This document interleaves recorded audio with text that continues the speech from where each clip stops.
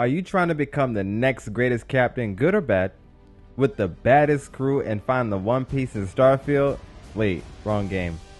Uh, Either way, this guide is going to teach you everything you need to know about crew members and companions in Starfield. And if you want to skip to the end of the video and figure out who are the best crew members and skills they have in the game, then check down in the chapter list below. But let's get into it.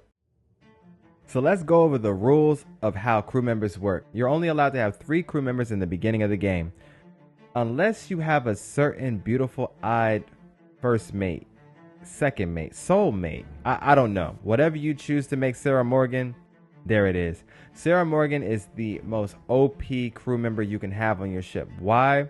Because for some strange reason, Bethesda has decided to Thanos snap puddles, but not explain to us why Sarah Morgan is a free crew member. What I mean is, no matter how many crew members you have in the beginning of the game, if you reach your maximum limit of 3 crew members, she can always join your ship as a 4th crew member currently in the game. What I mean is, Sarah Morgan does not fall under the 3-person rule. For some reason, she's allowed to be the 4th member of your crew, which is a huge benefit in the beginning of the game. If you want to expand your crew beyond this point, then you're going to have to hop over into your skills, jump down into your social tab, and look at the ship command. Ship command rank 1 is going to allow you to have 4 active members. Rank 2 is going to give you 5 active members. Rank 3 is going to give you 6 active members. And the last max rank is going to give you 8 active crew members on your ship, which is a damn good time when you're flying around in 0G on a Crimson Fleet starter ship. Okay, maybe not. But crew members are also locked behind the amount your ship is allowed to hold at any given time. What I mean is, if you jump over to your ship, you can look at your reactor, and right next to the reactor it says crew, and that'll tell you exactly how many crew members you're allowed to have on that ship. Crew members are also locked behind the amount your starship is allowed to hold at any given moment. So applying crew stations and parts to your ship that can expand your crew capacity is a good start to expanding your armada. I don't think I've ever used that word a day in my life. Seriously. Moving on. Crew members are an easy way to optimize your ship and combat abilities. So your pew pew has a capital P the next time you start shooting at somebody. Crew members give you a lot of buffs that don't really look like they're doing anything or have substance, but let's get into it. If you want to figure out what some of these abilities do on your own, then I really appreciate you tuning into the video, and I hope to see you in the next one. But if you want to go deep, then let's get to it. Crew member abilities. So Sarah Morgan has 4 skills, whereas some crew members only have 2 skills. When you find a crew member for the first time, the game is going to tell you exactly where you found them. So if you go to the assignments tab, it'll show you where they are. And from here, you can reassign them to a different location, an outpost, and or dismiss them if you want to. For example, I jump into my crew tab, I scroll down to Sarah Morgan, and it shows that her astrodynamic skill is currently highlighted white.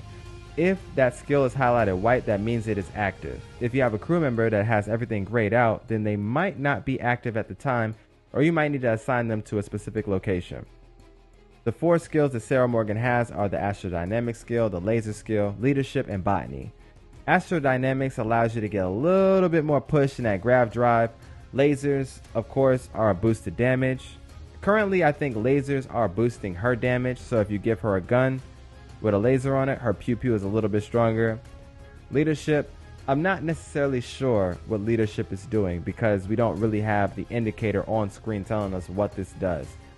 However, this could be doing one of 2 things. One, this could be allowing Sarah to be a free crew member, or this could be increasing her carry capacity as well as her health pool. We don't necessarily know. The original leadership skill for you as the character is to increase the carrying capacity of your companion as well as their health. It's interesting to know what this does exactly. Botany, however, will allow Sarah to give you items over time. So the longer she's traveling around with you in these systems, sometimes she'll let you know like, hey, I have something for you. Walk over to her, talk to her, and she'll give you an organic item. Sam Cole can be a companion. You can find Sam Cole if you travel straight through the main story quest. And his geology skill will give you inorganic resources over time. Payloads will increase your carry capacity. Rifle certification means that giving him a rifle and letting him shoot at things will be a little bit stronger than usual. And piloting, of course, will increase the top speed of your spaceship. If you want to assign one of these crew members to an outpost, go to assignments and send them to that outpost. Once their ability is highlighted, then that means they are active. Assigning crew members to outposts can be a benefit because you give them access to outpost management and or outpost engineering, and you don't have to waste your points on those skill trees. Crew members can be found at the bars in each of the major settlements in Starfield. So if you stop by a place like the Viewport in the Jemison or the Hitching Post in Aquila, then you can talk to the NPCs walking around and ask them if they want to be a part of your ship. If you run into a crew member and you want to try to get the cheapest price for them, then I consider before talking to them that you pop a Hippolyta pill, which allows your persuasion to go up 20%. If you like what we do here in the channel, make sure you smash that like button and sub to the channel so that you don't miss more Starfield videos like this one. We ain't done just yet though, let's keep going with the video. Crew members are not only for ships but can be assigned to outposts. When you speak to a new potential crew member, you can ask them what their skills are, or their skills may be highlighted in the top right hand corner of the screen. Some crew members even have exactly what their skill set is in their name title. From here on, I'm going to talk about some of the most amazing stats and secrets that the game doesn't necessarily explain to us about these skills. So if you want to go and discover these things on your own, then I thank you so much for making it this far in the video, and consider subscribing before you go. But if you're here for the long haul, strap in because we about to go deep. Some of the best crew members in the game are Sam Cole, Barrett, and Omari Hassan. There's a whole lot of secret companions that are easily missable, but we're going to leave that for a separate video. For now, Barrett is an amazing companion that you can actually find if you go back to the Victara system. If you travel long enough in the main story quest, eventually they're going to send you back to Victara. You're going to find Lynn, and she's going to ask you to go save Barrett and Heller. At that point, you'll do the quest line. If you save them, you can ask them to be a part of your crew.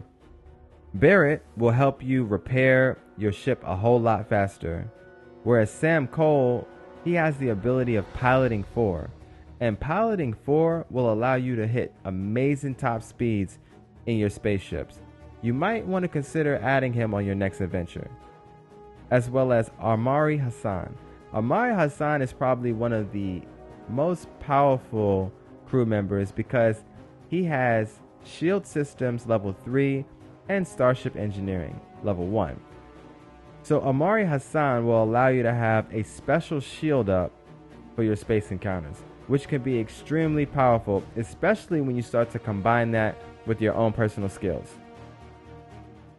Companions are amazing pack mules. I mean NPCs who can carry all of your things that you decide to collect on your journey. Some of them can be romanced, and a lot of them are really good in a firefight. So make sure you're mixing and matching and have a little fun with it. Over time, these companions will give you gifts, so talk to them often and make sure that their relationship is going well, and or if they have something for you. You can customize your companion's look by going into their inventory and equipping different types of spacesuits and gear for them, as well as you can give them guns. If you give them a gun, however, make sure that you give them at least 1 ammo so they can shoot that gun as much as they want. If not, their pew pew ain't gonna go too far, or at all for that matter. If you're gonna be partaking in something that companion might not enjoy, then consider leaving them outside the room, handle your business, and come back and get them. If for some reason you've forgotten exactly where you left the companion, then you can go over to your missions tab, click on activities, and go to retrieve companion. At that point, it'll send you to the location of exactly where they are, so you can go get your pack mule, your Nakama. If you want to upgrade your companion's health and or carry capacity, then you're going to have to go over to the leadership skill and rank up. And that right there is a whole lot of tips that you need for crew and companions in Starfield. If you like what we do on the channel, make sure you smash that like button and sub to the channel so that you don't miss any more episodes like this one. This has been your boy M of MCSHD. Yo, for now, I'm out of here.